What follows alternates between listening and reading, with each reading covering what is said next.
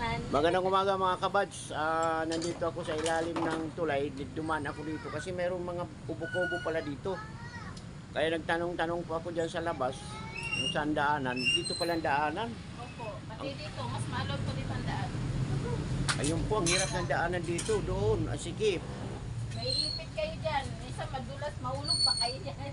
Ilalim na ng tulay ito mga kabads. Bakit hindi pinagbabawal ito dito ng mga bahay? Pero ganun pa man, pag tumas ang tubig dito, Binabawal. delikado ito pag tumas ang tubig dito. Binabawal po kasi lang. Wala talagang kakayanin pambayad pang upa sa bahay. Wala daw sila pambayad sa upas Wala sa bahay. kaming parenta. Isa rin nagtatrabaho. Hindi kaya. Hindi kaya. Kaya napilitan ko sa ilalim ng tuloy ko nila. Ang daming mga bahay dito. Sabi ni ate, nasa mga 20 daw na bubong sila dito. Dito lang po, mahigit 20. Yung doon po sa kabila, bukod din po yun. Mga 12 families po sila roon. Sa kabila. Ang dami pala dito mga kabads, oh. Hanggang doon. Yun ang mga lalaki. Uy, may Mercano dito, oh. Tisoy na tisoy. Yan po yung ano po. Naano po yan sila sa Uy Sardinas.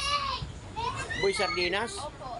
Sila po yung inaano po ng batang artista sa ilalim ng tulay. Mga batang nawawala sa ilalim. Oh, nakasama ito.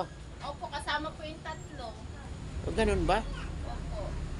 Tingnan niyo po kay Jiggy Para at kay Boy Sardinas po. Naano po yan sila dati. Unahin po ito Pinabaan dito. sila rito. Kaso po Ate, magandang umaga po. Anong pangalan nyo? Abigail po. Abigail, ano po? Anak nyo, ilang anak nyo dyan? Isa pa ito pa. Oh. Nasaan ang asawa mo? Trabaho po. Ano pong trabaho ng asawa mo? Sa basura? So, ibig sabihin, ito ang bahay nyo, itong tinutulugan nyo dito? Kawawa naman yung kalagayan nila mga kabadsyo. Paano pag bumaha dito? Lakas ng ulan. Ayun o, yung ano nila oh. Yung bubong nila. Hoy, nagagana. So, diyan kayo naghuhugas ng plato, diyan lang din yung higaan nyo. Saan kayo nagluluto? Dito sa labas. Ayun mga kabads, ang lutuan nila oh. Paano pag umulan, hindi kayo makaluto dyan? Yan po sila pag umuulan. Pag hindi umulan dito. Magkano kinikita ng asawa mo sa basura, ate? 20 po. 70? Depende po. 300. At 300 isang araw po yon.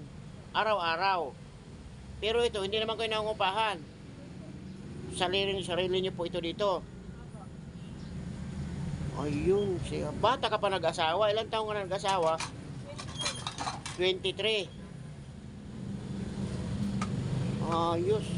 So mga kabads, ito isang buong kubo-kubo bahay. Dalawa nakatira dito. Dingding paghita. Dingding lang po ang pagitan nila dito. Ito po. O kuya, magandang umaga po. Ate, nasaan si ate? Ayun, tumago. Ayun, Halika, yan, ate. labas. Ibig sabihin, isa pa lang anak nyo. Dalawa na. Ilang ang edad mo na nag-asawa ka? 15? Nag-asawa ka, 15 ang edad mo. So, nanganak ka ngayon, 16. Ngayon, 18 ka na. Ibig sabihin, taon-taon nanganganak ka.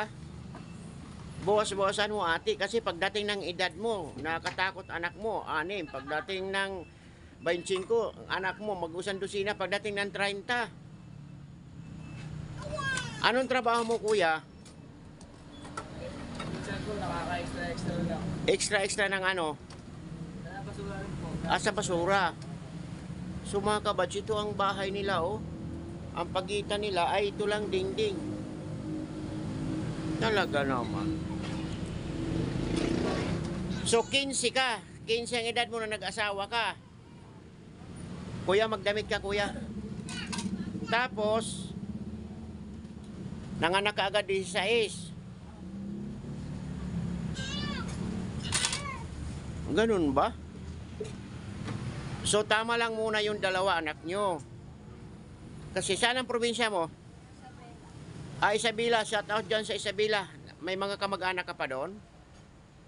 Manawagan ka doon, mangumusta ka sa kanilang, bigay ka ng mensahe. Bakit?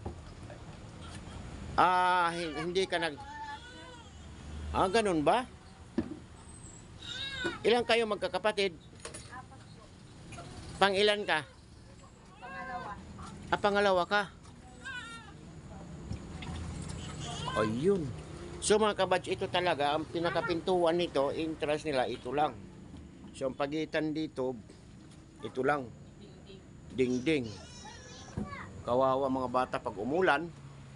Ano itong tubo? Nawasa ito? Paano pag nabali yan, bumagsak dito yun? Hindi ano? Hindi po matibay po. So matibay.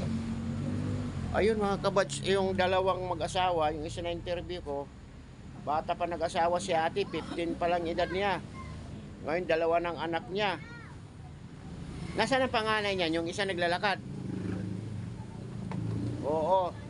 Tapos yun, bit-bit mo isa. Pag naglakad uli yun, may bibit-bitin ka na naman isa. O, tama lang muna. Kasi mga bata pa kayo. Hindi kayo muna nag-aaral. Hindi ka muna nag-aaral. Oo. Oo.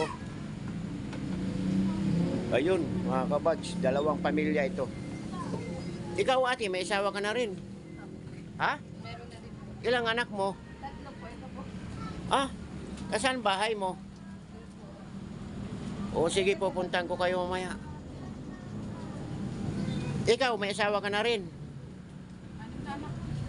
6? Nandami naman. Yan, asawa. Siyang asawa. Yung ano, may maliit. Ito ang asawa. Yung asalain. Ang dami, 6 ang anak. Ay po, asawa niya. Ito. Oo. Pa. Kagising na yata. Ang sipag, ano? Pero okay lang, basta kailangan mga anak, gabayan ba? Kung kaya paaralin, mahirap kung hindi sila makapag-aral. Ito mga kabadang estado dito sa ilalim ng tulay.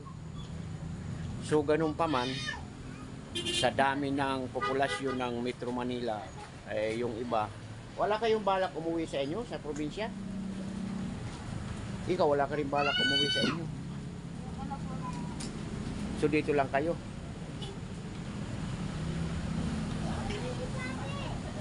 Ayun mga kabats.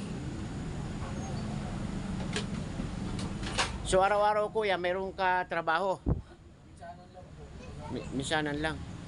Bata pa ito, ilang taong ka na? 17, ikaw ngayon 18. Nag-asawa kayo, edad mo 14. Wala, 14 pala edad ni kuya. Nag-asawa na. Talaga naman. Ayun mga kabad, sa dalawang pamilya ito dito. Hinati lang yung